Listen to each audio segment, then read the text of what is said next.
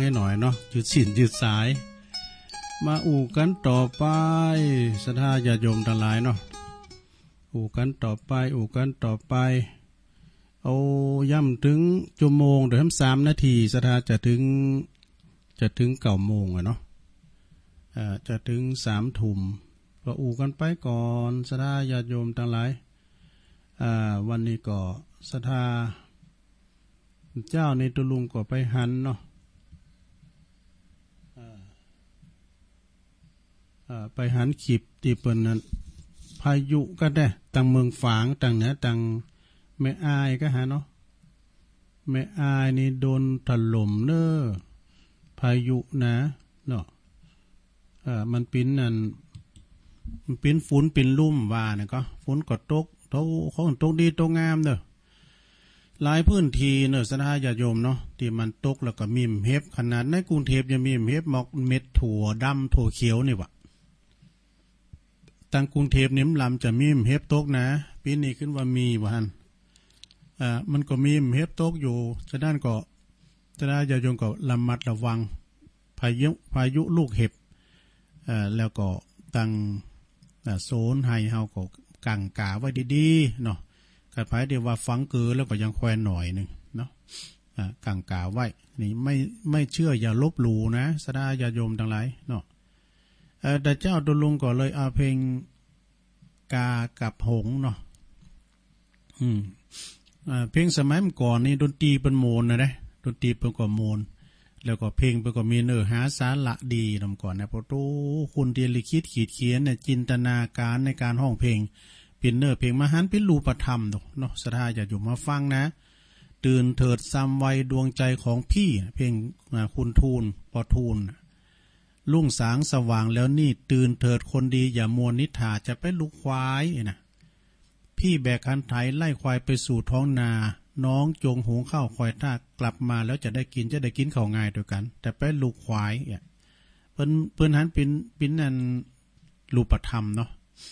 เพลงเดี๋ยวนี้มันเอาจังหวะมันได้หรอเนาะศรัทธาเนาะมันมนเหมือนแต่ว่าแต่เพลงบักเก่านี่ปวดอมตะนิรันดร์การนี่อมตะนิรันดร์การเหมือนกับเพลงเปิ้นแต่งประเดี๋ยวจะคือก็มีหมดศรัทธานะเพลงเขากำบรรยากาศก็มีในเด้อคือปนนานห้องเขากันเนอะเดี๋ยวกันเนอะปนนานเปิดจะห้องเพลงโควิดนะเดี๋ยวกันเดี๋ยวจะเมียไหนนะเดี๋ยวกันเนอะปนนานลงห้องหมดเหรอปีใหม่เมืองเปิ้นของงดแล้วเนอกลัวซับปะเลอจะทำงานบ่ตันเจอโควิดมันของพอบ่หันไปเล่นน้ำกันมันอันตรายตายเป็นหมูดูอย่างอิตาลีสเปนอย่างอีหันแล้วน่าใจหายอยู่บ้านสักเดือนถ้าเฮาบ่อดตายรอโควิดหายก้อยมาว่ากันจะไปดำหัวเฮาก็กลัวโควิดบ่ฮือใกล้ชิดฮืออยู่ไผอยู่มันปีหน้าฟ้าใหม่เฮาก้อยมาว่ากันปีใหม่นี้มันเศร้ามองมนใจปีใหม่เมืองมีก็เรื่องโควิดจะติดบ่ติดมันกังวลหัวใจกึดแล้วอดสู้แล้วกูเป็นดีใครให้บ่ได้เล่นปีใหม่เสียใจแต่นาบ่ได้เล่นปีใหม่เสียใจแต่นาพอนานเปิดห้องเพลงโควิดมันก็มีเป็นอย่างนอกสถานเอามาเราสู่กันฟังเนี่ยเนาะศรัทธาญาติโยมไปกึดอย่างหนักเด้อจะไปกึดอย่างหนักเพราะว่าแก่เขตคลายเขตกันไปศรัทธาญาติโยมทั้งหลายแล้วก็วันพุธนี้เขาก็มาทำบุญกันเพิ่นก็บอกว่ามาทำบุญแล้วก็ใส่เข้าบาตรใส่ยังให้แล้วก็เขาก็ปิกหอปิกเฮินได้เนาะปิกหอปิกเฮินกันได้ก็เดี๋ยวก็เอานี่มาไหว้กันเด้อศรัทธาญาติโยมทั้งหลายเอาอย่ามาว่านี่เลิงอันนี้แฮมหยั่งนึงศรัทธาเด้ออันนี้แฮมต่ำ5นึงนะเรื่องขี่เหมือนกันแต่ว่าแฮมต่ำ5นึงของคติข้าลมตุลุงธรรมเด้อวัดบ้านใหม่กำมอมทองตำบลนครเจดีย์อันนี้ก็แฮมอย่างนึงเรื่องของขี่ยำแล้วห่านคือขี่เป็ดขี่ไก่ขี่เลืองใหญ่คือขี่โมโหนี่ขี่โมโหนี่นักเกเนอะศรัทธาเนอะ โทสักขีนาไฟดูมันเผาไม้มันเผาใหม่เฮาไฟนี่มันใจเฮามันฮ้อนอย่างไฟน่ะเวลามันโมโหโตโสมันถึงปวดตู้พอจ้างตัวมอกแมวนะประมาณนั้นโมโหเขามานะมีความโกรธโตโสโมโหเป็นบะลึงปึงปังเป็นค้อนเป็นไม้ควางไปก่อนนั้นนี่มีหันเตอเนี่ยตุลุงกับโมโหน่ะเป็นสมัยเลี้ยงควายนะผมมันยังมาลึกแล้วควายเนี่ยควางไปในพวกเราเปว่าถูกหมูเดียวกันนะ คิมเดียกะเอาดินควางไว้ในดินแห้งเนี่ยนะเนี่ยโมโหเนี่ยสังเตอเนี่ยมันทำมันยังโดยอารมณ์โชวูบเนาะขี่โมโหโตโซเนี่ยนะสังเตอมันกึดหนากืดหลังขี่ที่โก้หนาโก้เนี่ยขี่โมโหเนี่ยใช่ไหมไม่ขี่ใจหินใจป๊อดนี่นะไปวานยังพิษหูกว่ามันได้แล้วก็ขี่อัลลาหังสัมมาเนี่ยเราขี่ยังขี่พึ่งขี่เตนนี่ขี่พึ่งขี่เตนนี่นะขี่พึ่งขี่เตนนี่เขาเผาไปแล้วเขาจี้ไปแล้วนะขี่มันนี่นะเพิ่นยังมาทำซื่อไปทำกรรมอยู่นะสถาญาโยมทำซื่อไปเพิ่นจะเอาไปหล่อแท้ไหมอะกะเตรียมเดี๋ยวนี้เตนใหญ่นี่ก็มันก็ไข่เค็มไปพอเนอะเพิ่นเอาหลอดไฟมาปิ้นเตนไปปิ้นหลอดไฟก็มันจะง่ายนี่เนาะเพิ่นตานเตนก่อนเนี่ยขี่ขยันหมั่นปีนนี่ก็คือขี่เงินขี่คำนี่ขี่เงินขี่คำนี่แต่ว่าไผ่คักไผ่หมันนี่นะสถาเนาะไผ่คักไผ่หมันเนาะมันหิมันหามันก้ามันขายเหมือนก่อนลำก่อนโรยอ่ะนะมันกินมันแอวลินมาแก้วให้โลแล้วอีกก่อนแล้วกันนะก็มันกินมันต้านไปโดยพองเนาะสถาขี่ขยันมันเปลี่ยนก็คือขี่เงินขี่คำเป็นเงินเป็นคำขี่ดำนี่ขี่ฐานขี่คำเมานี่ไปกล้าฐานนี่หมดตัวคำให้นี่หมิ่นตึกอ่ะมันเป็นหมิ่นอ่ะขี่ของเก่านี่ขี่กลุอีดูเนาะขี่ของเก่านี่นะขี่กลุขี่เพอขี่ลุนี่ขี่เหล่าขี่ยา มานี่ก็มีอยู่ก็ได้มีนี่ก็มีอยู่ขี่เพอขี่ลุนี่นะกินแล้วมันเพอมันลุนะมันถึงมีหรอซับเตอคุณเนี่ยปุ๊บ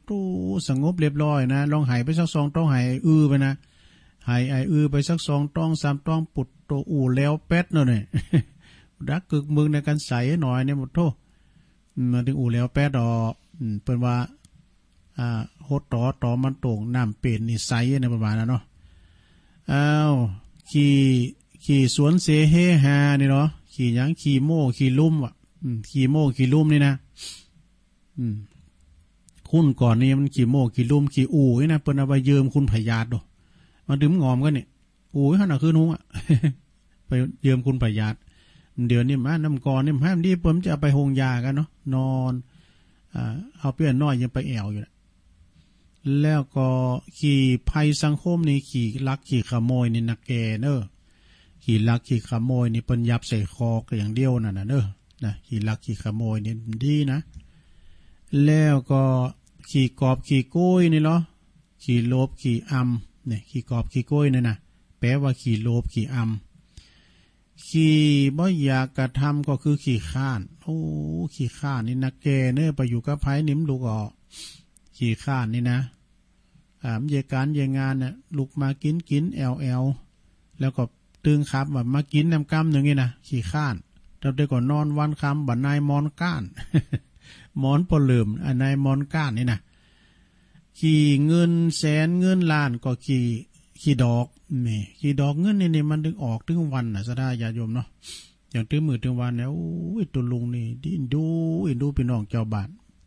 การงานก็ไม่ได้เยอะได้ทำกล้าขายไล่ลองก็ไม่ได้กล้าได้ขายเปิ้นก็ปิดหยังกันไปโมคุณที่เปิ้นปิ้นหนีปิ้นสินเนี่ยอินดูแต่ตุลุงก็เคยปิ้นหนีมาแล้วปอเมตุลุงก็เคยปิ้นหนีมาแล้วนะจะว่าขายตีขายเฮินหมดไปอยู่แพะบน ไปอยู่บนเดียวนี้บนอยู่กลางหมู่บนก่อนนี่อยู่คนเดียวเป๊กๆนะขายไปอยู่พันนั่งบนน่ะเอาไปมาเดี๋ยวนี้เขาตกกลางหมู่วันบุญนั้นเปิ้นมาอยู่เวทกันหมดเหรอปิ้นตีเจริญไปละเนี่ยเปิ้นว่าปิ้นหนีปิ้นสินมาถึงโมนอินาตันนางตุกขังโลเกการกูหนียืมสินมานะฝนตกมันก็ออกแดดออกมันก็ออกในขี่ดอกเงินเนี่ยมันออกมาที่ว่า ก็เดียวก็เดินก็เดียวก็เดินเนาะเอาไปผ่อนเนี่ยสัมภาษณ์ศรัทธาญาติโยมไปผ่อนเนี่ยในก็เดียวก็ถึงเดินก็เดียวก็ถึงเดินกันเฮาว่ามันกึดธรรมะในนามึนพอนี้กันเอากึดให้มันดีนี่ก็ถึงขี่อันยังตีขี่กึดยังตีมาออกก็คือขี่ลุงขี่ลืม ขี่กึดยังออกขี่ลุงขี่ลืมเนี่ยนะศรัทธาเนาะมันขี่ลุงขี่ลืมง่ายแล้วก็ขี่บ่ค่อยปลื้มก็คือขี่คุกขี่ตารางนี่อันนี้ไม่ค่อยปลื้มแต่ ขอบคุณเด้อข้อคิดคาลมข้อคิดคำคมคาลมทุลุงธรรม เปิ้นหมอเปิ้นทุลุงยะยังมีทำลายอยู่ซะได้ญาติโยมทั้งหลายเนาะแล้วก็ของแม่น้อยก็ดีเอาแม่น้อยก็เปิ้นบอกว่าซอหาเนี่ยกำปอนปีใหม่ตุไอ้น่ะตัวลุงเนี่ยมันยังก็ตามแต่มันอ่านหนังสือมันจ้ามันจะเหมือนอาจารย์บุญเนตรเปิ้นเล่าข่าวนี่จะเนี่ยอ่ะตัวลุงก็เป็นแฟนคลับเปิ้นน่ะมีนั่นเนาะแม่น้อยมีมันก็มีนั่นเนาะอันตอนปีใหม่นะเข้าหำปีใหม่มีเนี่ยก็คอยเอามาเลบมาพุ่นในวันศุกร์หน้าวันนั้นได้วานะ รายการตุลุงบุญโดดๆพวกนะศุกร์กับเสาร์ศุกร์กับเสาร์ก็คอยวากันเนาะเพราะนั่นก็ศรัทธาญาติโยมทั้งหลายศุกร์มีหลายแบบศุกร์เมืองบุญศุกร์เมืองคนศุกร์เมืองฝ่าศุกร์ไปน่ะคือพานิปานใจอันนี้เป็นว่าศุกร์หยังพอเนี่ยได้ลองวาไปกันเด้ออันนี้ก็ของอันปีนานทองดุงโลงเป็นมอผือนะ ปีนานทองนี่ปินโคซกก็จะได้นะเปิ้นว่าซุกปินคุมนิ่มเขอซุกปินเคอนิ่มหลอดซุกปินปอดนี่บักวินซุกปินอินนี่บักก้อนี่ซุกที่ปินคอนิ่มขามนี่ปีนั้นว่านะซุกปินน้ำก็คือซุกบันนูนน่ะน้ำนี่ปินนูนนุ่มโทเลน้ำเนาะซุกปินปูนนี่บาผาซุกปินตานิ่มขันนัดนี่ซุกปินฮัดนี่น้อยแหน่ซุกตีปิ้นแสคือสะแลนะที่เอามาแกงใส่ปลาแห้งมอกอะซุกตีปิ้นแปก็คือกล้วยนี่กล้วยปิ้นหวีเนาะแล้วก็ซุกปิ้นเหอนี่ก็หนึ่งเข่าให้เข่า ซุกโป่งปิ้นเหอเนาะสะท่าเอาต่อไปนี่ก็เอานี่มาวาดำกำหนึ่งเกินสะท่ารอเวลาเนาะรอเวลากำเดียวตุลุงก็เปิดสายนะรอเวลาก่อนฉะนั้นวันนี้ก็พี่น้องศรัทธาญาติโยมก็โอกาสตั้งหน้านี่ถ้าตุลุงได้มานี่ก็จะเอาธรรมมาเตดมาเล่าเนอะอันนี้มันเป็นก้ามบัดเต้บัดเลาะเบาะแบะบ้านนี่ตุลุงก็เอาไหนไม่ได้ไหนอ่ะเจ้าก็ว่าถ้าต่างใจมาไว้หน่อยวันนี้ก็ขึ้นไ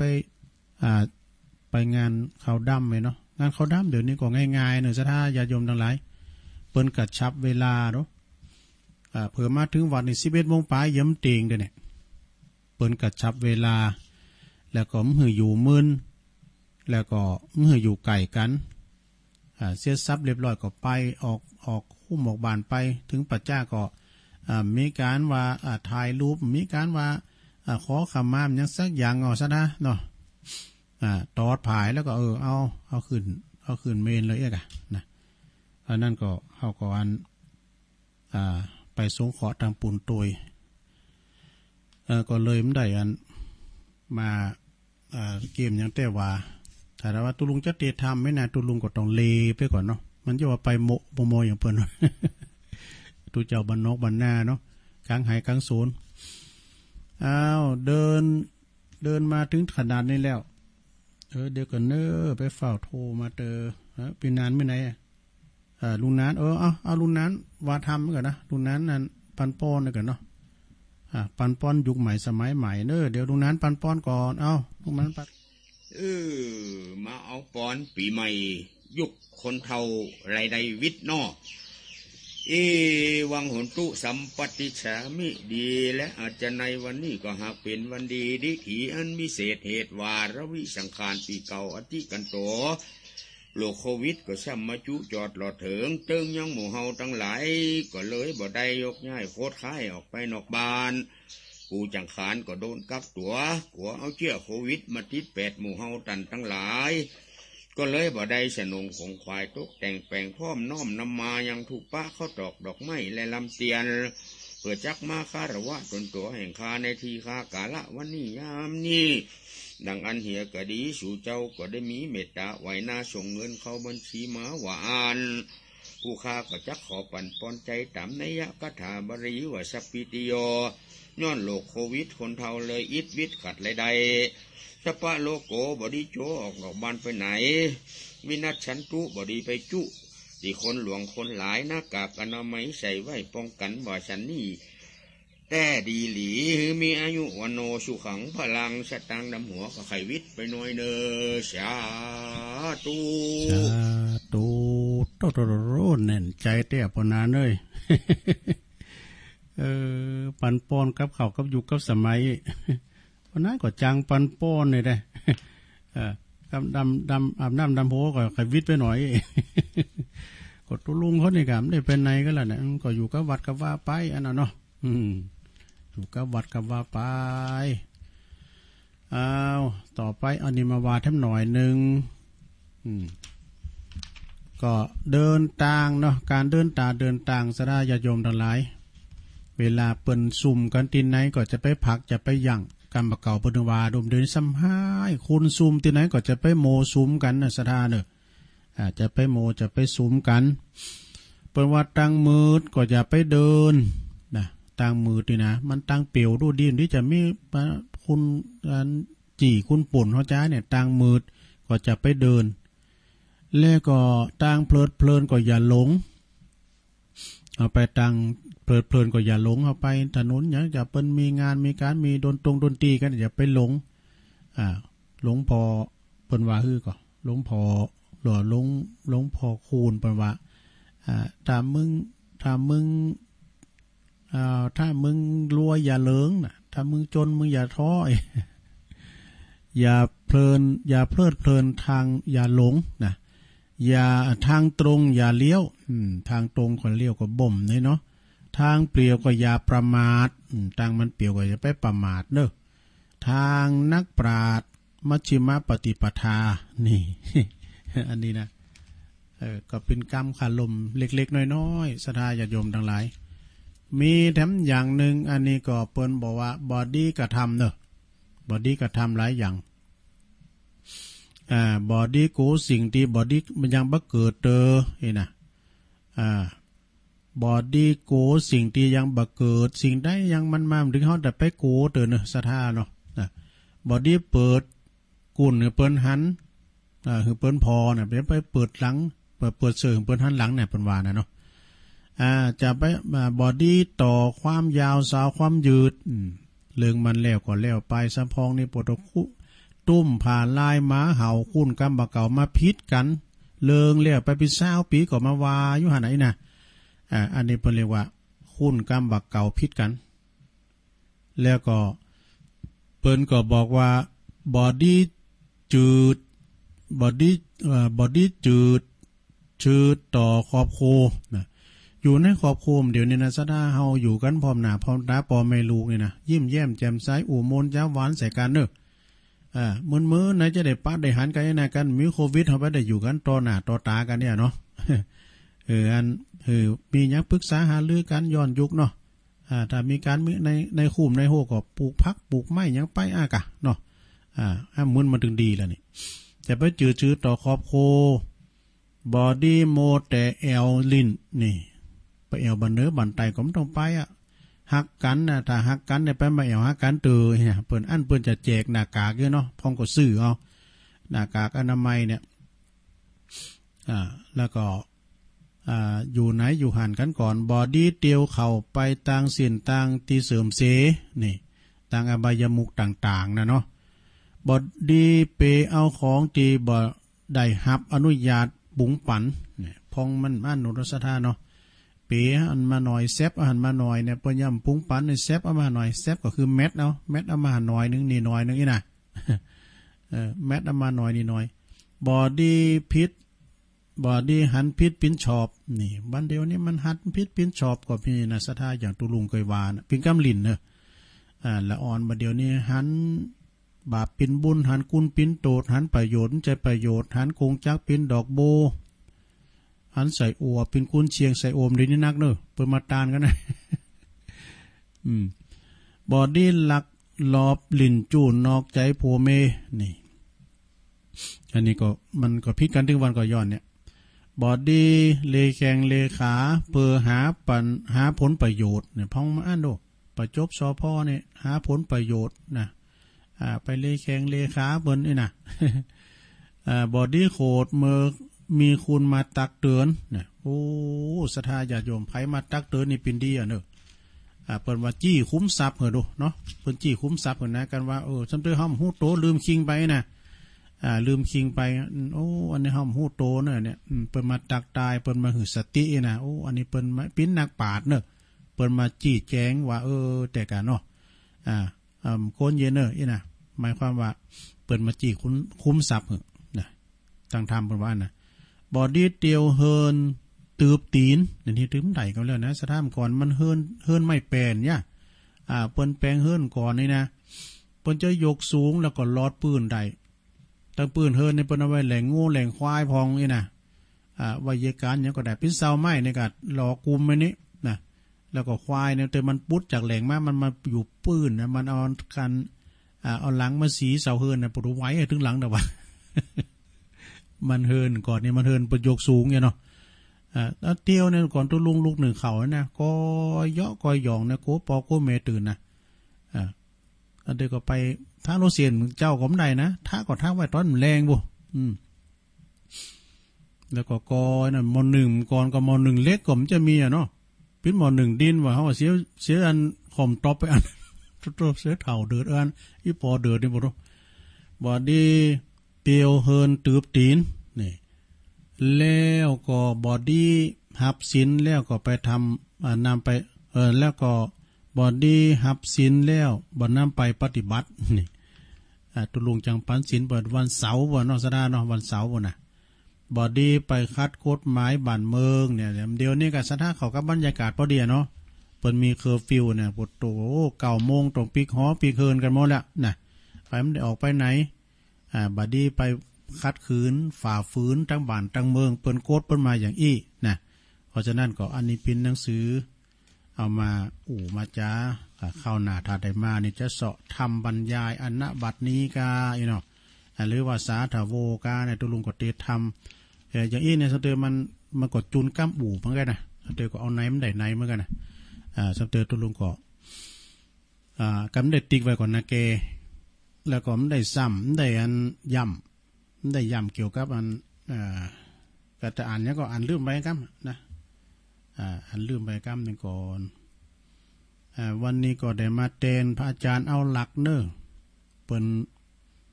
มานี่มาได้แต่ปิกไม่ได้เพราะว่าเปิ้นมีเคอร์ฟิวเนาะจากวัดพระอาจารย์เอาหลักมาตีวัดปากตั้งเจริญนี่ก็ประมาณ10 กว่ากิโลกันเนาะประมาณน่ะกะเพราะว่าเปิ้นอยู่อำเภอเวียงหนองล่องละปูนบ่เนาะแล้วก็ปากตั้งเจริญในอำเภอดอยหล่อจังหวัดเชียงใหม่ข้ามทินข้ามน้ำปิงมาทำก้ามแม่เนาะมาเนี่ยมาได้กับก้ามปิกกับโกโปลงเกิดนะก็เลยไม่ได้มาแล้วก็เลยตุลุงเตนไว้นะมันแต่เหมือนของจริงเนอะสถาญาติโยมทั้งหลายจ้าป้าใส่กันไปเยอะนะแต่รายการตุลุงก็ไปทั้งอย่างเนอะตอนเจ้านะวันที่วันศุกร์วันเสาร์มันลูกเจ้าเฮ้ยเจ้ามันปลอดโปร่งด้วยนะมันดูต่างหน่อยเอาละเนาะวันนี้ก็จะต้องทักทายพี่น้องศรัทธาที่เปิ้นฟังกันอยู่จ้าพี่น้องตั้งเมืองแปรเมืองนั้นพะเยาเวงป่าเป่าก้าตั้งลำปางก้านะเมืองฟางก้าตั้งเมืองลีก้าเนี่ยแล้วก็กัลยาณิวัฒนาแม่แจ่มพองก้านะก็ต้องโทรกันมาเพิ่น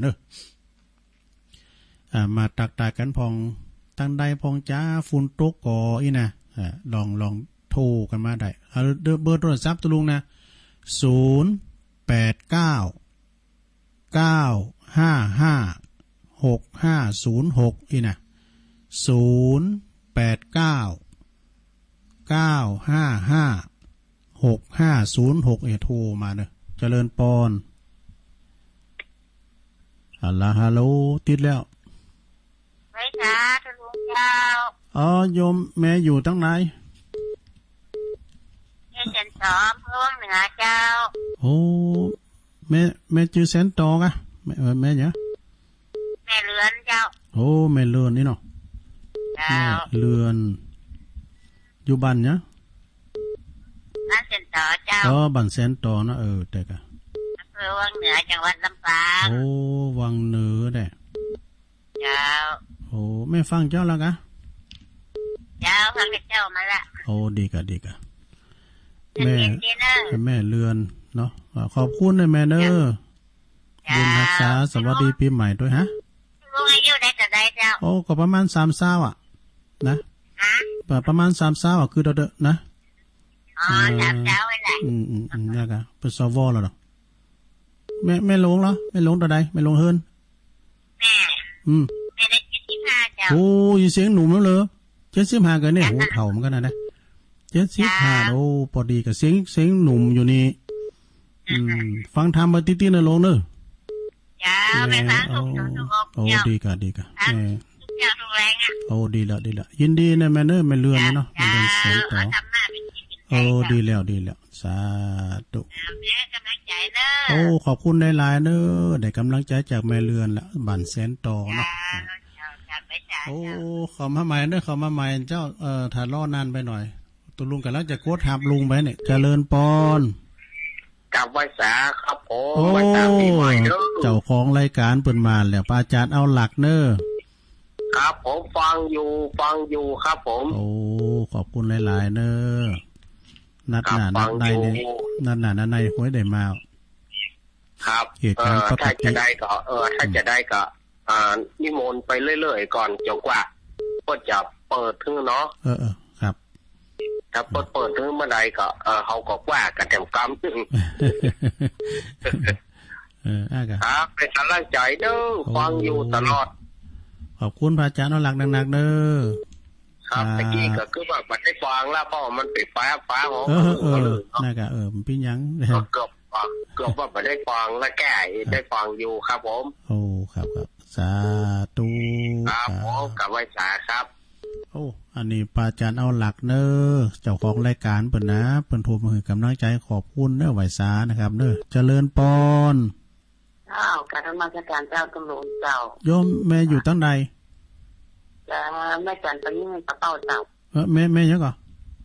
แม่จันปายิ่งปะเป้าจันเนาะวันปางงิ้วเนาะโอ้ปางงิ้วเวงปะเป่าฟังตั้งแต่แรกล่ะอ๋อท่านนั้นก่อนได้ยินถีนะแม่เนาะชัดเจนนี่เนอะ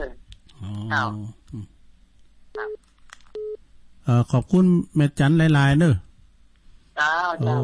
เวงปะเป่าบ้านปางงิ้วแล้วกำลังใจเนอะโอ้ขอบคุณหลายๆเนอะไว้สาเจ้าโอ้ปางงิ้วนี่ตุลุงก็เคยไปแล้วก็ไปเววัดอ่ะเจริญปอนกับไว้สาเจ้าท่านตุลุงอันนี้แม่โบเขียวอ่ะเจ้าแม่โบเขียวลี่ดีกะชัดเจนดีเจ้าฟังอยู่ท่าฟังตุลุงอยู่เนี่ยกันเนาะโอ้ไม่ได้ไปหน่อยเนาะฝนตกมาไม่ได้ตกเลยเจ้าตอนนี้ก็มีกระโหน่ะมันตกมันมืดมาได้อ่ะเจ้าวันนี้วันตกขอบคุณแม่โบเขียวหลายๆเนอะโอ้สาธุแม่โบเขียวนี่เพิ่นอยู่เมืองหลี่พุ่นเด้อโอ้เข้ามาใหม่พี่น้องฟังอย่างมาเด้อเจริญปอนไหว้ศาลเจ้าแม่อยู่ไหนแม่บุญปันเนาะเจ้าฟังเด้อแต่กะศพเตี้ยเจ้าเตี้ยปุ๊กก็ไปวัดอยู่เนาะเจ้าตานจูดด้วยกะตานจูดแล้วก็มาเจ้ายินดีแม่บุญปันนางๆเด้อศพเตี้ยเจ้าสาธุเอาเจริญปอนไปสาเจ้าโยมแม่อยู่ตั้งใดแม่อยู่เพียงพานเจ้าอันนี้แม่ชื่อหยังชื่อนัทธิกาเจ้านัทธิกานัทธิกาปัญโยใหญ่มีญาติอยู่ทั้งคู่นะเจ้าคนปัญโยใหญ่นี่มีกับตุลุงเคยอ่านนะเจ้าอยู่บ้านที่ยังไงเจ้าอยู่บ้านที่เนาะเจ้าไม่ได้แค่มีคุณนะเจ้าแล้วก็ไม่อยู่เมืองพานเลย อันอยู่อำเภอพานนะเจ้าอ๋อดีกะฟังอยู่นะเจ้าฟังคือลุงอูเจ้า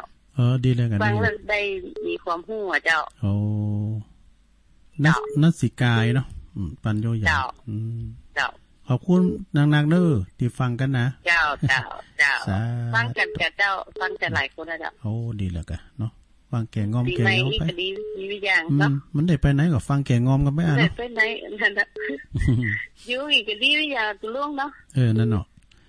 อยู่อีกก็ดีวิอย่างดักหูยันใจดีนะเนาะหูยันใจดีแล้วก็เฮาก็มีสิ่งอื่นๆหนักเนาะงานส้มเดี๋ยวนี้มันก็เปิงเดี๋ยวเจ้าง่ายๆเจ้าขอบคุณกินข้าวกับยังกันเลยเนาะโอ้ขอมีข้าวเด้อกินบ่ได้วันนั้นตุลุงนี่จีข้าวกินนะข้าวจีกินขอบคุณเด้อแม่นัสิกาเนาะปัญโยใหญ่เจ้าจะดูมาเลยเจ้าโอ้ปัญโยใหญ่นี่ตระกูลกว้างขวางกะเคยประกาศแล้วติเจริญปอนนมัสการเจ้าคุณแม่อยู่ตั้งใดแม่ชื่อหยังอยู่แม่คำแสงแม่เซลอ่ะโอ้แม่คำแสงอ่ะเนาะแม่เซลลุงแต่ว่าปัดเข้าซึ่งบ่เฮ็ดทั้งฝนทั้งลมอันที่บ้านบ่น่ะเจ้าโอ้ฝนตกไม่ตกบ่ไหลไม่อายเนาะไม่อายเนาะเจ้าฝนตกได้ตกดีตกหนักเนาะมีลมเป็นหยังฮะน่ากลัวเป็นลมด้วยเจ้าลมเคยบ่เฮ็ดเคยแต่บ่เฮ็ดมันเม็ดมันใหญ่แต่มันหนักอยู่นะเจ้าคุณบ่ตกมาเจ้าตอนนี้มันตกนะมีกระห้อนอ่ะอาจารย์ว่ามันได้คิวเด้อว่ะคิวมันได้เด้อถ้าว่าจะจัดคิวนั่นกะตุลุงอันวัดตุลุงนี่มีสถานนักว่ะไม่ร้อยนี่รู้ขึ้นลุงเนอะแล้วบ้านเพิ่นก็ห่างด้วยนะบ้านนี่นะโดยมากก็มีคนเฒ่าเป็นนักพองอ่ะกะติดถนนก็เจ้าบ่ติดเจ้ามันอันที่วัดนี่มันจะห่างจากถนนมาประมาณ 2-3 กิโลเนี่ย2กิโลไปกันเฮาลองไปทางใต้ก็มันอยู่ทางซ้ายมือน่ะป่ายจะใหญ่เลยสะพานลอยมาสัก2กิโลก็มาปะใส่ปากตั้งแล้วก็เลี้ยวซ้ายก็มาสัก2กิโลไปเนี่ยมาถึงหันดอยโจน่ะมีดอยลูกเดียวน่ะเจ้าถ้าวันหน้าเองนะเดี๋ยววันหน้าวันตามีนะก็แวะมาได้เด้อเจ้าวันหน้าได้ไปก็เจ้าขอบคุณเด้อสาธุแม่คำแสงแม่เสียวจากปุนเด้อแม่อายบ่เด้อปุตโตแม่ตึงฟูนตึมเฮ็บเจริญปอนครับพระเจ้าแม่ปานีบ่เจ้าก็อยู่เสมอใหญ่อยู่เสมอเจ้าเสมอโอ้พี่น้องลือเจ้าพี่น้องลือเจ้าแม่หยังนี่แม่บ้านเจ้าแม่บ้านเนี่ยเจ้าอยู่บ้านนี่แม่อยู่บ้านเมษาป่ะเจ้าแม่อยู่บ้านเนี่ยก็เมษาโอ้เมษาไปเนาะแต่แกแม่สามก่อนนี่เคยโทรมากำนี่ได้จ้ะข้าก็บัดตันนะจ้ะโทรไปกับบัดตันโอ้เสมอนี่บ่บรรยากาศบริสุทธิ์กะตะปูนตุลุงเคยไปหอนมันก็น่ะจ้ะหอนมันก็น่ะหอนขนาดต้นก็บักตกเลยอ่ะจ้ะมันเหมือนกันบ่ดำเหมือนก็ตกมาเนาะหน้าใครมันตกสักหาเนาะมันก็บักตกจ้ะโอ้แม่บ้านตั้งนานฟังกันหลายอยู่ก่อมาฟังชัดเจนอยู่เนาะจ้าชัดเจนดีจ้าฟังคืนไหนคืนทั้งงานเนี่ยก็พี่ยังมันดังก็ดีแล้วเนาะ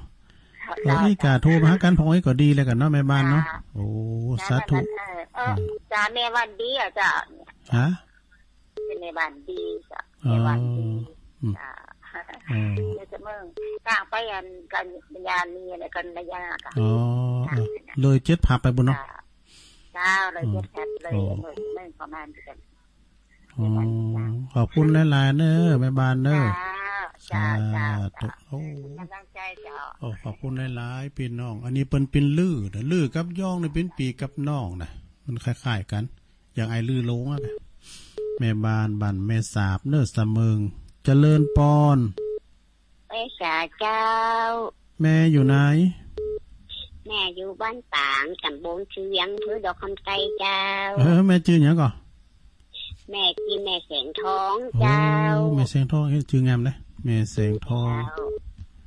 แม่บ้านคือนี่ดีมากเจ้าโอ้ดีกะบ้านปางเนี่ยเจ้าบ้านปางตำบลชื่อเลี้ยงเจ้าอ๋อฟังทุกคืนนะเจ้าอ๋อดีกะอันฟังธรรมะทุกคืนเจ้าจะรู้อำเภอจังหวัดเนี่ยก่อนไหมฮะจังหวัดเนี่ยก่อนจังหวัดพะเยานะเจ้าพะเยารอเธอด้วยเนี่ยเพลงบนบนเจ้าจังหวัดพะเยาอำเภอดอกคำใต้เจ้าอ๋อบ้านปางบ้านปางอยู่บ้านปางตำบลชื่อเลี้ยงเจ้าเขียนละขอบคุณแม่แสงทองหลายๆอ่ะเนอะแม่แสงทองฟังตลอดเนาะขอบคุณนะแม่เนอะฟังทุกคืนนะเจ้ากูโจนกูอุ้งเจ้าตุลุงก่อนน่ะตุลุงก่อนน่ะฟังกูตุนกูองความทุกข์เจ้าแม่น่ะทุกข์ใจดีเจ้าแต่ขอบคุณแม่ปางกำลังใจนะเจ้าโอ้ขอบคุณแม่ปางเนอะแม่แสงทองเนอะบันปางเนาะสาธุตำบลคือเวงจังหวัดพะเยาขอบคุณหลายๆเนอะปดตัวพี่น้องพะเยา ก็ฟังกันอยู่เจริญปอนขอบคุณครับผมไอ้ตุ้ยแล้วเนี่ยไอ้ตุ้ยโซล่าไอ้ตุ้ยไอ้ตุ้ยเราปะก้อยตลอดนะครับผมเป็นกำลังใจทุกลุงครับผมปอกโอ้ไอ้ตุ้ยกับโปโตก็เกยกันแต่ก่อนก็เป็นเขาอยู่ด้วยกันเนี่ยเนาะก่อนเนี่ยอยู่บ้านเดียวกันเนี่ยเนาะผมครับแม่มอนแข็งแรกกับไม่เผยครับไม่แก้ไขไม่ต่อนะอย่างนี้ก็เพิ่งว่าตุ้ยกับก็แม่น่ะไอ้ตุ้ยก็เป็นตัวแทนกันเป็นตัวแทนไม่ติดได้ฟังวันเดียวเนี่ยเข้าแม่น่ะฟังฐานนี้ดิ้นมาตลอดอะครับผมดีแล้วไอ้ตุ้ยเป็นตัวแทนเนาะขอบคุณไอ้ตุ้ยหลับปะกอยเนอะขอบการรักษาครับผมเป็นกำลังใจให้ทุกคนเลยครับตุ้ยโซล่าไฟแดงสิมาเนี่ยโอ้เดี๋ยวกันเนอะเอาใหม่เนอะมาใหม่เอามาใหม่เนอะข้าสายเจ้านะเจริญปอนเจ้าไหวสาเจ้าตุ้งจากย่องหลงหมูนะย่องหลงหมูแม่สีดาคนงามเนาะเจ้าจากย่องหลงหมูอยู่บ้านป้งสลักเอากองแป้งเมืองอยู่สู่พึ่งเฟิงเลิงเหมือนน้ำหอยขอทาในจิตใจไฟหอยใจวอยน้ำมิ่นเจ้าเดี๋ยวนี้จะมาเป็นหลานไปลื่อเหรอมะดีกะจากย่องมาเป็นหลานไปลื่อเห็นเล่ลื่อกับย่องปีกับน้องตามอัตภาพมันได้ไปไหนก็ดีเหมือนกันเนาะอยู่ก็วัดก็ว่าผิวว่าไปเนาะเจ้าดีเจ้าตุลุงขอรักษาเป็นคุณหมอเปิ้นมันตายน่ะเป็นหมอไผหมอม่านหมอตัวเก่าเขาเนี่ยเนาะรักษาสุขภาพไว้ดีๆสวแล้วนี่เปิ้นมือไปไหนอ่ะเจ็บเป็นกินอุ่นหมอมหับนี่ว่าโอ้น้อยใจอกอยู่พักกันขอบคุณเนอะแม่สีดาเนอะสาธุโอ้ไปหันข้างเตียนปล่อยหลงโอ้ยพี่น้องเวียงป่าเป่าเปิ้นฟ้อนงามแม่สีดาเปิ้นกำดำกำเนี่ยดำกำป่ายนะเปิ้นยิ้มงามนะแม่สีดาคนงามเนี่ยนามสกุลเปิ้นเนอะนามสกุลคนงามนะเจริญปอนการมาสักการไม่จ่าเจ้าไม่ย่อยสันซ้ายไม่ใช่เจ้าอยู่ฝางแม่อินทนินสีปีเจ้าอยู่แม่ถึงน้อยแม่อินทนินนี่ก็นี่ชื่อจันงามได้แม่อินทนินโอ้โหท่านพระครูวันนั้นเปลี่ยนดอยปุณที่ปุ่นจัดอยู่คนเดียวโทษสองนั้นละถึงบัดได้บัดนี้กำแล้วโทษยังสั้นนั้นอาจารย์นั้นพระครูวิวัฒน์กันเหมือนกันนั่นน่ะโทษถึงบัดได้กำแล้วอันนี้ก็อย่างนี้โทษทั้งมันได้ที่สามสายแรกแล้วด้วยว่าจะติดนั่นเหรอไม่เพราะถ้าจะต่างมือนี่ยังห่อหนึ่งห่อหนุ่มแต่งสวยดอกแต่ยังจะไปวัดไปอย่างด้านของเข้าขังไปเนี่ยแบบเนี้ยเตรียมไปแล้วเนี่ยเลยว่าโทรหาท่านกับหมออีกฟังเจ้าเลยนะคือกำลังใจเจ้าอยู่ฟังเนาะฟังตนกู้องกู้รายการนะอันนี้มีวิทยุมีกระทำมาอินเทอร์เน็ตเนาะฟังอยู่บ้านนี่ก็อยู่บ้านแม่สุนน้อยเจ้าแม่สุนน้อยฟังเนาะ เจ้าฝางเจ้าคนน้อยปุ้นอ่ะตอนกันก็ปุ้นกับวันที่7ปุ้นกันเด้อก็เนี่ยมันแน่ใจนะว่าจะซ่อนรถไปได้ก็ขอใครไปผมแน่ใจจะอยู่ไกลหันกะไกลเจ้าก็รถเครื่องมากันเดียวนะกะก็ถึง10 กว่าโลเหมือนกันเด้อไกลเหมือนกันแหละอยู่ไม่ถึงน้อยวันละก็ฝางที่มันอยู่ที่อยู่ที่อันปักตางอะไรอย่างเงี้ยเป็นยังบุญมีถึงป้ากันเนาะออกขึ้นมาอินเทอร์เน็ตเด้อได้ป้าอันนั้นแล้วก็ได้ป้ากันละกันแล้วเจ้าที่ธรรมะจอหนาวเดี๋ยวดีใจได้ป้ากุศลกูองค์อันฟังแต่คืนนี้ของตู้อันท่านอาจารย์นั้นที่อันเดียวกับเป้าก็โทรหาเพิ่นก็ได้เพิ่นผู้จ่ายน้อยเดียวตัวลุงแก้วเขาก็ปฏิธรรมโมนั่นนะปฏิธรรมมันน่ะก็อันน่ะก็กุมารพรหมอยู่นั่นน่ะเพิ่นประวัติความเป็นมาของปีใหม่ตัวลุงดอยพระครูปฏิภาณธรรมทินเจ้าอันนี้ตัวลุงแก้วบอกเบอร์บ่อยให้หน่อยเด้อบอกเบอร์มันตัวเก่าก็ยังบอกเนี่ยเพิ่นก็แบบนี้อันนี้ของท่านนี่จดไว้อย่าท่านก็บอกคำเดียวอันนั้นเนี่ยบอกเขียนติดฟ้ากันไว้จดไว้ของท่านพระครูปฏิภาณธรรมทินนี่ก็มีที่วิทยุกันละแล้วเอาจดไว้ก็จดน่ะจะโทรบัดตันโทรบัดล่ำตันเพิ่นเจ้าคือกำลังใจนะเจ้าที่มีปัญหาถามหน้ากันแต่เวลาอันนี้อยู่กับท่านดีแล้วยินดีสาธุเจ้าไว้สาเจ้าคือกำลังใจปีใหม่นี่ก็อยู่ที่สูงสุขภาพแข็งแรงนะเจ้าเหมือนกันเนาะสาธุอันปัญหาเนี่ยไปมาถามตุลุงจึงที่ตอบได้ถามทีมงานของเฮามีท่านพระครูสุเมธกระปุ้นตุลุงมาอุ่มได้เนอะบอกไว้ก่อนเจริญปอนไหลซาเจ้าตุลุงนึกว่าบัดนี้ไปแล้วพี่น้องตุนพึ่งมาแล้วแม่บุญศรีสร้างเล็งใจแต่ตุลุงแต่นั่นเนาะพี่ใหม่พี่มีงอมแต่มันเหมือนเปิ้นมันเหมือนเก่าป่ะนะแต่ถ้าว่าอย่างกูปีนี่จ้างไปเนาะตุลุงเนาะนั่นน่ะให้ปีเก่าเนอะนี่นะว่าฝ่าฝุ่นหยังก็ตามอ่ะแม่นถูกลาดโต๊ะก็ตั้งไว้รอไปมีจู่มันก็มีแหละโต๊ะบอกว่านี่มือแต่นะคนนึกว่ามันจะโต๊ะลุงม่ามเจ้านี่มันรู้มันก็มืดอ่ะแต่มันลุ่มไม่ได้บรู้พอหน่อยก็เนี่ยแต่กว่าได้รู้ว่ามันเจ้ามันแจงมาเนี่ยแต่ในนู้กำปากเทียนกินว่าแบบมีน้ำฝ่าแสงฟุ้นแล้วก็กับโลโควิดนี่แฮมจะตัวลุงแต้งงอมอกงอมใจไปหลายอย่างแต้วนะคะพักไม่ใช่คือกับปอหิวไปแหงโฮดน้ำก็ซุนโอ้ยใบแหงใบหลุนไปโมกไปสิก็ไม่ยืนตุ่นมันยังตายเนี่ยไม่ป่านี่นะแม่หนอนี่นำฝ่าใช้พูนแต่ตรงลงเลยกำลังใจนะตรงลงเนอะบอกคุณเนอะแม่บุญศรีนั่นก็ถ้าไปนา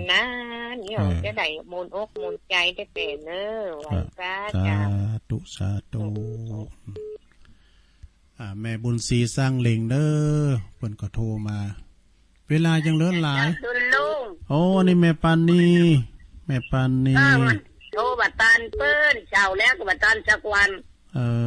ดีกะแม่ปานนี่แม่ปานนี่สุดที่น่านเนาะแม่บุญศรีช่างเลงก็มาแล้วเนาะกำลังลงไปนี่เหรอเพิ่นก็โทรมานี่เช้าแล้วทุกแล้วแม่โทรไปก็ได้สักวันโอนมันนักแท้ก็อากาศมันก่อนศูนย์ไว้พอติ๊กพยายามติ๊กนะไปละความเป็นลองติ๊กเดียวนี่แหละคิดกรรมขนาดได้เดียวเนี่ยแต่นั้นโอ้รถมันตุลุงใหญ่ๆมันเลยนี่นะโอ้มันรถไปคนเดียวมันแม่ปานี่มันรถไปคนเดียวเนี่ยสายเนี่ยมาตีกันเจริญปอนฮัลโหลติดแล้วเอากลับไปสาเจ้าท่านตุลุงอันนี้ตันใดจ้ะนี่นี่อำเภอจูนเจ้าโอ้แม่หยังแม่เพียนเจ้าโอ้แม่เพียนก็ขอแม่ใส่พินว่ะแม่เพียนเนาะเจ้าโอ้ติดยากขนาดเนาะอาการแล้วก็โทรเต้าจบรายการก็บ่ติดโอ้แต่กะแม่เพียนนี่อยู่ไหนก่อนอำเภอจูนนี่เจ้าอำเภอจูนจูนนี่จังหวัดนานเนาะไม่ใช่เจ้าจังหวัดพะเยาโอ้พะเยากันได้เนาะ เราชัดเจนนี่เด้อดีกะติดแล้วรอมติเนี่ยโตเนาะธรรมะแมลงนี่เนาะโอ้ขอบคุณหลายๆเนี่ยมีหยังก็ว่าไปปิ้มแหลมแตะนะนึกรู้แต่พองลิ้นเนาะนี่ด้านนะปันป้อนตุนอันกะติสนใจดีเนาะลุงนานน่ะกับปันป้อนได้ได้โควิดลุงนานกับปันป้อนม่วนดิวางโอตู้มันใครคิดขอบคุณเด้อขอบคุณแม่เพียรหนักๆเด้อกลับไปศาลอำเภอจุนบนนู้นน่ะจังหวัดพะเยามาล้านทรายแล้วเด้อเมืองลี่ก็มีแม่บ่เขียวกูเด้อเลยเจริญปอนไว้สะอาครับโอ้อันนี้จำได้แน่นอนไอ้โควิดเฮามาแล้วดอยหลังถ้ฝากคนรายงานว่ามีติงเวฟพอแล้วได้ตำรวจหลังภาพเนี่ยบอกให้เอาแล้วตัวลุงยอดจังจะปิวแล้วมั้งผมหวังจะได้ผมหวังมันเลยทุกท่านนะแต่ก็เกินแล้วไปโอ้มันจะตกกับประตูกระจายน้ำอะไรได้แค่วันละตัวลุงว่ะต้องกระดูดน้ำเนี่ยนะใช่น้ำในวันนี้จะออกไปบ้านแต่ละทีนี่ตำรวจวันนี้จะมาตรวจ2 รอบวันนั้นมาตรวจกระมูกใส่หน้ากากเนี่ยตัวลุงหน้ากากใส่ให้กับมันเป็นนักอย่างเงี้ยมันจะนักเราใส่บ้านอ่ะตอนหน้ากากกันนักว่าเขาใส่น้ำมันย้อนไปได้ก็ได้ใส่หน้ากากใส่ไปฮะเนาะเป็นยังครับเพราะว่าเอาจริงกับไปเล็กไก่แล้วออกจากบ้านเนี่ยไปที่สวนเนี่ยสัก100 เมตรเนี่ยก่อนหมุดที่เป็นใส่แต่นั่นก็บุตรบุญเลิกมุลีแดดูครับมันได้ถึงมุลีผมดูเก่าว่าจะมาดูบุรีไปอย่างทุกอย่างเลยแล้วเนาะจังว่าอะไรกันโอ้โหว่าถ้าใส่ถึงว่าถ้าอยู่ป่าลำไยแล้วก็มาใส่กันแต่พอจะไม่ยาวไปถึงไม่ยาวไปหรอกมันจะตายฮะห้องหลงอันนี้ขอบคุณนายโควิดนักๆเด้อผมเป็นกำลังใจสาธุโตเดี๋ยวนี้มันเดือดร้อนละไอ้ดงปุตยอดสั่งอยู่ปลายพุ่นปลายว่ามันใหญ่ว่าเสียเหลี่ยมเฮ็บห้ามไหมเจริญปอนแม่สาเจ้าแม่จะรุ่นบ่แม่ฉลาดเจ้าฮะแม่ฉลาดเจสอนนะเจ้าแม่ฉลาดเนี่ยเจ้าโอ้แม่ฉลาดเนาะเจสอนนี่โทษวัดตะวากระทมติดกัมตัวลุงแก้วบนหัวทำนั่นนะโทมติดกำตั้นเพิ่นเนาะเจสอนลำปางเนาะเจ้าเจสอนอำเภอเมืองปานจังหวัดลำปางเจ้าโอ้อำเภอเมืองปานก็อำเภอแม่ไซพินเนี่ยกันนะเนาะต้งซ่านเมืองปานเนาะเจ้าแม่ฟังเจ้าละก้าแม่ฉลาดอ่ะเนาะโอ้แม่ฟังกันแหลกมากโอ้ดีเลยกันฟังสังวันน่ะเด้อฟังแก่งอมวันได้ฟังนี่เสียใจอ่ะตุลุงอ่ะนี่ฟังกูคืนน่ะ 10 โมงว่าจะแล้วอ่ะเจ้าที่แล้วฟังตุลุงแก้วเตจนจบอ่ะนั่นก็ฟังตุลุงแก้วฟังจนจบปฐมกิจกรรมพุกก็จะบ่ลืมเด้อท่านพระครูอภิวัฒนวิกรมนะวันพุธนะเพิ่นจะเข้าทุกวันพุธตุลุงนี่ปิดม้อยเต้นเด้อมาเต้นเพิ่นมาเต้นบ่มาเต้นอาจารย์เอาหลักขอบคุณแม่ฉลาดนักๆเด้อเจ้าโอ้บุญรักษาอย่าหาปากนะนั่นก็บ่รู้อย่าหาปากในยาพิษบอกดูอ่องอ้อมมุยละกุยหมดงามตะกามโมสุ่มโนดเต่าเขาก็ตายอ่ะได้3ได้5อย่างมานี่เกตได้ทุกโลกอ่ะมันจะมีบ่ฮะคนนั้นโนดเต่าก็มีฮะเขาก็ตายได้มีนั่นก็เขาก็ตายจะมีบ่อ่องอ้อมมุยนี่มีแล้วนะในบัตรแม่โอนอ่ะของอ้อมมุยนี่จะมีอยู่เนาะขอบคุณแม่ฉลาดเด้อเจ้าสาธุเจ้าก็แต่พองลิ่นพองปิ้มเลาะบ่แม่อนุสราคายเขตไปล่ะเด้อไปถือเป็นจริงเป็นจังเนาะเจริญปอนแม่เจ้าสาธุเจ้าแม่อยู่ไหนติดแล้วก็ใส่เจ้านะครับเอามาใหม่โอ้สุมาเนี่ยกลับมาสาเจ้าตุลุงแม่ใส่ทองติดแล้วอ่ะแม่ใส่ทองอ่ะเจ้าโอ้แม่ใส่ทองพี่สาวเจ้าแหละนักกะฟังเพลงก็ฟังห้วยกาเติมฮักเติมแหงเจ้าแม่ใส่ทองตัวแทนห้วยการเนาะ จ้าเปิ้นฟังกันนะคนเฒ่าเปิ้นว่าเปิ้นมาโทรกันคนหนุ่มก็ฟังไม่ใส่ทองโทรคนเดียวเด้อ เป็นตัวแทนดอกเป็นตัวแทนกันแม่โบลองกันนะเจ้าแม่โบลองอ่ะเนาะเจ้าชัดเจนดีนะตะลุงเดี๋ยวนี้นั่งฟังเจ้าฟังคืนเก่านึงน่ะเนาะดีนาวตอนนึงเนี่ยน่ะค้อนแล้วไปอยู่กับพัดลมคนปิดแอร์ก็เปิดพัดลมเจ้าแล้วกำลังใจตะลุงเด้อขอบคุณแม่สายทองหลายๆเด้อกะไว้สาเจ้าสาธุนัทวัฒน์ว่าพี่สาวน่ะบ่แม่สายทองซื้อแป้งมะโมะได้ดิอบตทองใบสู่เนาะสททองใบกะนำเภอพระเจริญปอนกะไว้สาเจ้าต้องแม่สายแรกเนาะมาแล้วแม่ซ้อนเจ้าแม่ซ้อนนี่อยู่หน้าทรายลี่ตามถ้าเอาลากเจ้าน่าจะของรายการบ่ดูต่อคือสิทธิพิเศษตัวไหนฟังเป็นอูเจียมม่วนดีนั่นกันเจ้ามื้อเพิ่นก็ได้มาจัดแล้วตุลุงบริหารเวลาเตรียมไปก่อนเพิ่นก็แบกกราวด์อยู่เบื้องหลังเนาะอาจารย์เอาหลักนะใช่มั้ยวันนี้ผมแฟนก็แม่เจ้าต้นฉ่ำมงเขาบ่ค่อยได้ยินดังนี้เนาะแม่น่ะแฮะเหมือนกันสถานีเพื่อชุมชนที่ห้วยตองซักดีก็ได้มากกะกลางวันก็ได้มากเดี๋ยวนี้เพิ่นแล้วก็กับอันนี้ก็โรคโควิดนี่ก็เพิ่นชังเพิ่นได้มา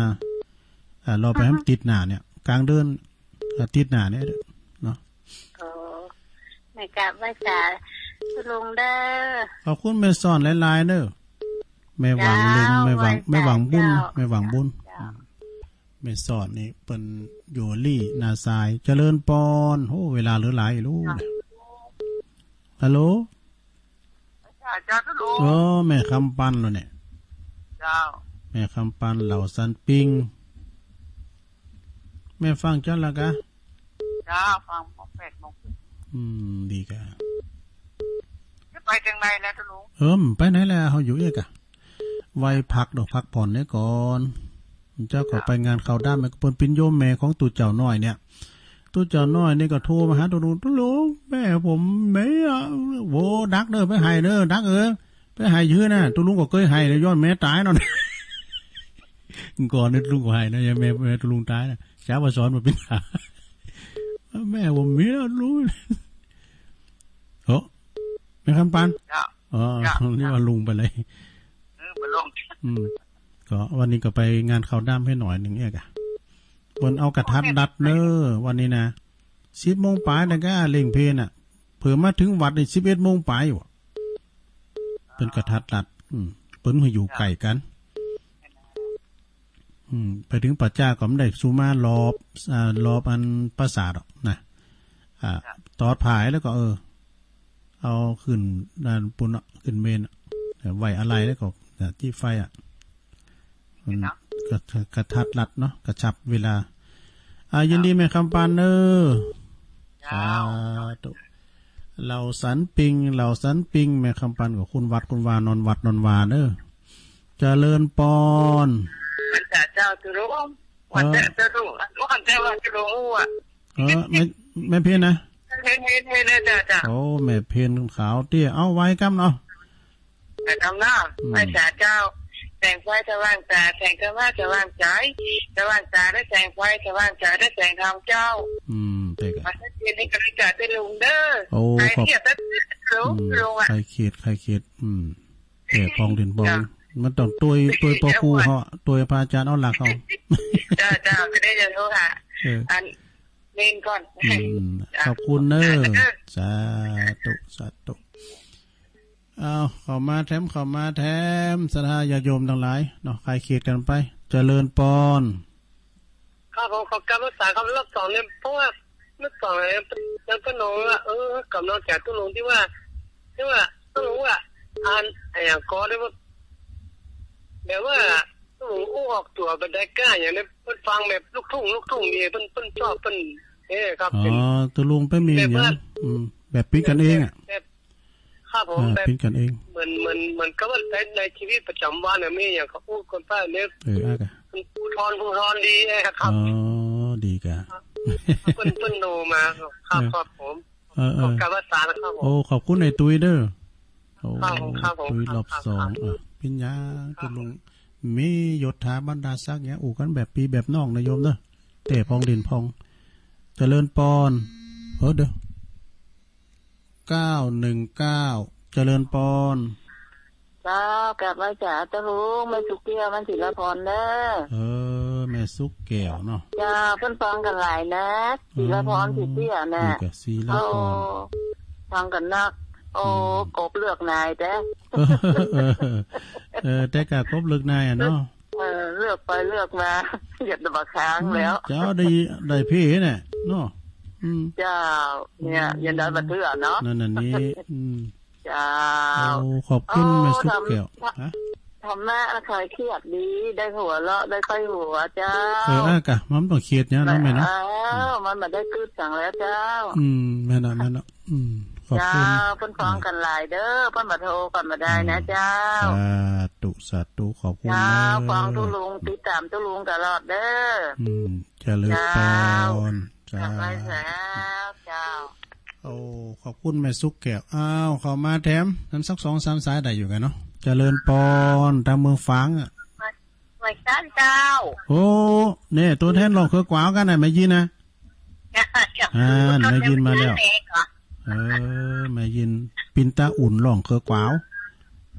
ตัวแทนเนี่ยตัวแทนลองเคยกวาวกันเอาดิถึงเจ้านี่ก่อนพยายามน่ะไปละความพยายามกันเนาะก็พยายามกันเดี๋ยวนี้ใจนี่โชคคืนเลยมึนแล้วแกได้แล้วออกไว้ลาได้กูนี่หมดละแม่น่ะขอบคุณหลายๆเนี่ยมายินเด้อวันศุกร์ว่าโทรมาแถมเนาะพยายามมาดึงแตนพยายามนะกะขอบคุณแม่นักเน้อสายต่อไปเจริญปอนไหว้จ่าเจ้าเด็กหญิงอ้วนมาแล้วมาปิดท้ายแล้วนี่กดเตะกดว่าปิดมาได้อยู่แม่อ้วนกิติลังกาจ่ายมันลากอ่ะสันขวางฮ้อนก็ตุลุงฮ้อนกะตุลุงก็เปิดพัดลมอ่อนๆนี่นะคนใจว่าฝนจะตกวัดตกสักครั้งจริงนี่แอร์ก็มีก็เปิดแอร์ก็ได้เหมือนกันแหละแต่เกรงใจเปิ่นแล้วก็มันดังโดยมันเป็นแอร์กี่อ่ะมันแอร์เก่าอ่ะเนาะต้องอ้นสบายดีเนาะเจ้าสบายดีเหมือนนั้นไปจังไรอย่างว่านะจ้าพี่ยังกักตัวว่าหนำพี่ยะเนาะเขาถึงเด็กเขาอยู่กำอยู่กำพี่ยะเขากำก่อนขอบคุณหลวงโอ้นนางๆเด้อเจ้าท่านอันฟังผู้อย่างเขาวันโกนกันตามสวรรค์วันนั้นกับวันทุกวันกันเดี๋ยวนี้ตัวยาตัวเล็กมีอะไรยาออกอ้อมุยนี่มีอะไรยาหลวงโอ้นว่ามีนี่แหละอันออกอ้อมุยมีแล้วไหนออกอ้อมุยแหละกุยหมดงามตะกามหมดสุ่มโนดเต่าเขากระต่ายอันเป็นยาผีบอกแก่ได้ทุกโลกนี่ตุลุงขออนุญาตยกหูกันเนหมดเวลาตุลุงจะโทนสายหรือหานาทีตือมดมิสาวหาสายบ่ดีแล้วเนาะสถาญาโยมถ้าไพ่เต้นก็ขอสุมาด้วยเนขอสุมาด้วยโทรลังไม้ก็ได้เนาะสาย1ไม้มีแม่เรือนนะแสนต่อบันแสนต่อวังเหนือบุญเนี่ยวังเหนือบุญแม่เรือนนี่นะสายที่2อันนี้ก็พระอาจารย์เอารักปัญโยนันวัดสันเมืองเนเจ้าของรายการเนสายที่3ก่อนแม่จันปางเงี้ยวเวียงป่าเป้านะขอบคุณแม่สายที่4ก่อนแม่บัวเขียวเมืองลี่มาสายแม่บัวเขียวแล้วก็สายที่5ก่อนแม่บุญปันศพเตี้ยจอมตองสายที่6ก่อนคุณแม่นัสิกานะปัญโยใหญ่จากอำเภอพานบนเดิมมาอยู่นี่เมื่อบันทินี่สายที่7ก่อนแม่แสงคำแม่เสียวแม่เสียวแม่อายจากฝนตกโดยลุมโดยเห็บโดยวันนั้นนะนี่นะสายที่8ก่อนแม่บ้านในบ้านแม่สาบบ้านแม่สาบเสมิงบนนะปินลื้อปินน้องกันบนฟังตลอดสายที่9ก่อนแม่แสงทองบ้านปางตำบลคือเวียงอำเภอพะเยาจังหวัดพะเยานะสายที่10ก่อนไอตุ้ยเหล่าปากอยสายที่11ก่อนแม่สีดาคนงามเวียงป่าเป้ายองหลงหมู่ สายที่12ก็แม่อินทนินจากฝางบ้านแสนบ้านศูนย์น้อยนะขอบคุณเนอะพี่น้องฝางสายที่13ก็แม่บุญศรีสังเลงต้นพึ่งน้องหล่องเนาะสายที่14ก็แม่ปราณีสุทธินั่นจากต้นพึ่งเหมือนกันเนาะสายที่15ก็แม่เพียรจากอำเภอจุนจังหวัดพะเยาสายที่16ก็ไอ้โควิดบ้านดอยหลังถ้ำนะสายที่17ก็แม่ฉลาดแซ่ซ้อนจากลำปางสายที่18ก็แม่สายทองธัญแก้วตัวแทนพี่น้องหวยการเนอะสายที่19ก็แม่ซ่อนจากนาซายอำเภอลี่สายที่20ก็แม่คำปันเหล่าสันปิงสายที่21ก็แม่เพนขาวเตี้ย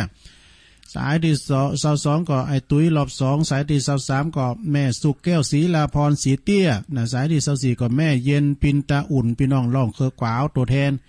สายสุดท้ายแม่อวนกิติลังกาสันขวางเนอขอบคุณเนอกูเสงกูสายตีเพิ่นใดโทรกันมาวันนี้ก็ทวัดตุลุงอุพิษอุปาจังได้ก็ขอสุมานักปราชญ์ครูบาอาจารย์ปนหน่อยปนนานด้วยเนอไปมันเต้ามันแต้นโทรมาก่อนปิ้นยั้งนะโอกาสหนักก็โทรกันใหม่มีความสุขความเจริญเหมือนกันจุบุสำหรับในค่ำคืนนี้ก็เห็นจะฟืนไฟบุหรี่ไม่สูบ